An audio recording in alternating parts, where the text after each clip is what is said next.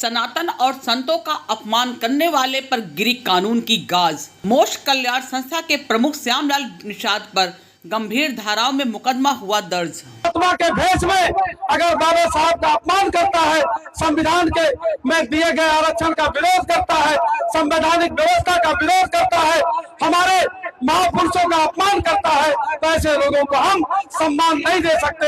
ऐसे लोगों का प्रवचन हम नहीं सुनेंगे और ऐसे लोगों को हम अच्छे निगाह से, अच्छे भाव से, अच्छे संबोधन से नहीं संबोधित करेंगे। आपको बता दें, दशहरा पर्व के अवसर पर आयोजित एक कार्यक्रम में मोक्ष कल्याण संस्था के प्रमुख श्यामलाल निषाद ने सनातन धर्म और संत समाज के प्रति अमर्यादित टिप्पणी कर दी थी। इस दौरान विधायक राजेश गौतम ने मंच पर पहुंचकर माइक छीनकर कड़ा विरोध जताया था। घटना का वीडियो सोशल मीडिया पर तेजी से वायरल होते ही सनातन प्रेमियों ने भारी आक्रोश फैल गया। इसके बाद करौंदी कला थाने में श्यामलाल निषाद के खिलाफ गंभीर धाराओं में मुकदमा दर्ज किया गया। थाना प्रभारी चंद्रभान वर्मा ने मुकदमा दर्ज होने की आधिकारिक पुष्टि की है। करौंदी कला क्षेत्र के अमरे मऊ गांव सभा में आयोजित बौद्ध समरसता रैली में एमजीएस इंटर कॉलेज के शिक्षक श्यामलाल निषाद द्वारा साधु संतों और भगवा धारण करने वालों के खिलाफ अभद्र भाषा के प्रयोग का मामला तब गरमाया जब सोशल मीडिया पर वीडियो हुआ वायरल। रैली के दौरान श्यामलाल ने सार्वजनिक मंच से भगवा पहनने वाले हरामी है जैसे अमर्यादित टिप्पणी की थी, जिससे उपस्थित लोगों में आक्रोश फैल गया था। मंच पर उस समय कादीपुर के भाजपा विधायक राजेश गौतम भी मौजूद थे, जिन्होंने संयम और संस्कार का परिचय देते हुए शांतिपूर्वक उन्हें समझाया और अमर्यादित भाषा का प्रयोग करने पर कड़ा विरोध किया। हो रहे हैं क्या किसी दलित बस्ती में आज के 20 साल पहले हमारे समाज के बच्चे पढ़ा करते थे, जो बाबा साहब का सपना था? नहीं, ये भाई आज गेरुआ बस कोई पहना है, गेरुआ दादा क्या गेरुआ बस हरामी है? वो गेरुआ पहना हरामी है भाई? आपने कहा गेरुआ पहने हरामी लोग, आपने कहा गेरुआ बस नहीं, ये बाबा साहब बारे में। घटना के बाद सनातन संगठनों और शिक्षा जगत में रोष फैल गया। राष्ट्रीय गौ रक्षा वाहिनी गौ सेवा संघ के प्रदेश प्रभारी सर्वेश कुमार सिंह ने इस मामले को अत्यंत गंभीर बताते हुए कहा था कि श्यामलाल जैसे विषैले मानसिकता वाले व्यक्ति को तत्काल निलंबित कर शिक्षा अधिनियम के तहत कार्रवाई की जानी चाहिए। यदि प्रबंध व प्रधानाचार्य कार्रवाई नहीं करते हैं तो यह माना जाएगा कि वह इस कृत्य को संरक्षण दे रहे हैं। विश्व हिंदू परिषद के जिला उपाध्यक्ष दिवाकर रघुवंशी ने कहा है, साधु संतों के अपमान को किसी भी सूरत में बर्दाश्त नहीं किया जा सकता। भगवा का अपमान सनातन की आत्मा पर प्रहार है। एमजीएस कॉलेज प्रशासन को चाहिए कि तुरंत निलंबन की कार्रवाई करे और जिले के शिक्षा विभाग से रिपोर्ट मांगी जाए। विधायक राजेश गौतम ने कहा कि हम सनातनी हैं और हमें सनातन के बारे में बताना चाहिए कि हमारे पूर्वजों का क्या योगदान रहा है। निषाद एक व्यक्ति है जो प्राइमरी के टीचर भी हैं सुल्तानपुर में। भाई अपनी बात रखो, विषय रखो, हमारे पूर्वजों के बारे में रखो, कैसे समाज को कैसे सही किया जा सकता है। लेकिन अगर आप हमारे सनातन धर्म के बारे में आप टिप्पणी करोगे, हमारी देवी देवताओं के बारे में टिप्पणी करोगे और खासकर भगवा जो हमारे हिंदू धर्म की पहचान है, उसमें आपने ऐसा, मैं इस माइक पे बोल भी नहीं सकता हूँ, उन्होंने उस शब्द का प्रयोग किया। तो भाई मैं भगवान में आस्था रखने वाला व्यक्ति हूँ, हमारा पूरा परिवार है और कई ऐसे जगहों पे चले जाइए जहाँ हमारे दलित समाज के लोग ऐसे माता का पंडाल लगा करके भगवान की पूजा करते हैं। उस मंच पर रख करके आप उस भगवा रंग के बारे में आप आपत्तिजनक टिप्पणी करोगे, ये बर्दाश्त नहीं होगा। वहीं श्यामलाल निषाद ने विधायक पर आरोप लगाते हुए कहा कि मेरी बात को मंच पर पूरा होने से पहले ही माइक को छीन लिया।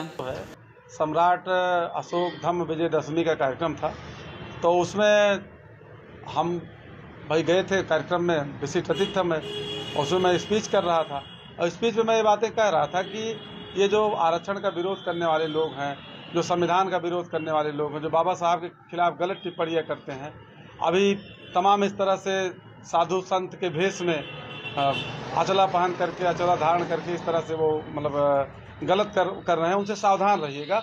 और उनके कथा प्रवचन में जाने की जरूरत नहीं, वो प्रवचन करते हैं और मतलब हमारे लोग जो है प्रभावित करते हैं और जब मौका पाते हैं तो गलत, चूँकि उसमें हमारी बात विधायक जी ने पूरी नहीं होने दी है।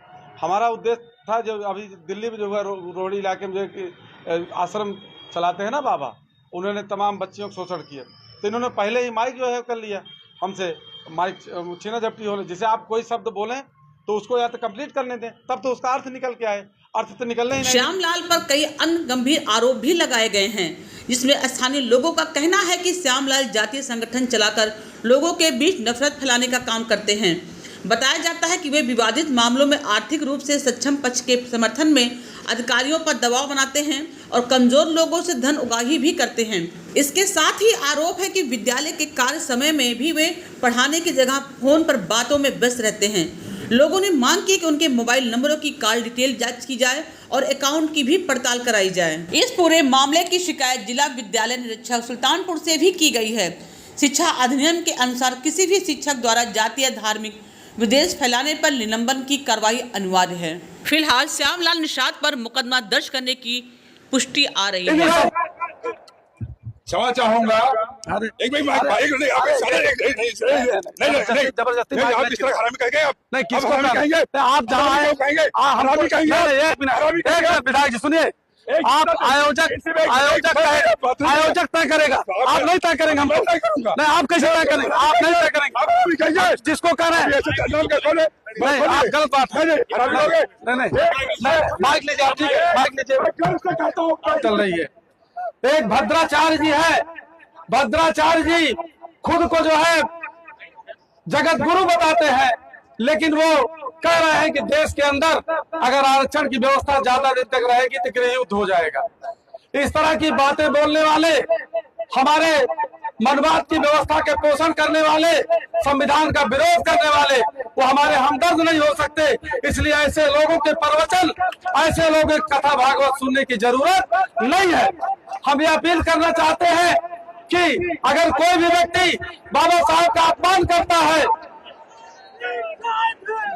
अगर कोई व्यक्ति, कोई साधु संत, कोई महात्मा के भेष में अगर बाबा साहब का अपमान करता है, संविधान के में दिए गए आरक्षण का विरोध करता है, संवैधानिक व्यवस्था का विरोध करता है, हमारे महापुरुषों का अपमान करता है, तो ऐसे लोगों को हम सम्मान नहीं दे सकते। ऐसे लोगों का प्रवचन हम नहीं सुनेंगे और ऐसे लोगों को हम अच्छे निगाह से, अच्छे भाव से, अच्छे संबोधन से नहीं संबोधित करेंगे। मैं ये बताना चाहता हूँ कि देश जो है ये अशोक का था, बुद्ध का था, और अशोक का बुद्ध देश को, अशोक के देश को, मौर्य वंश के देश को, हमारे पुरखों को देश को धोखे से, छल से, कपट से छीनने का काम किया मनवादियों ने, उसे कब्जा करने का काम किया है। लेकिन वो समय आ गया है कि बहुत जल्द हम लोग इस तरह का संघर्ष कर रहे हैं कि जो हमारे पुरखों की विरासत थी उसको हम कायम करेंगे, देश को बुद्धमय बनाएंगे।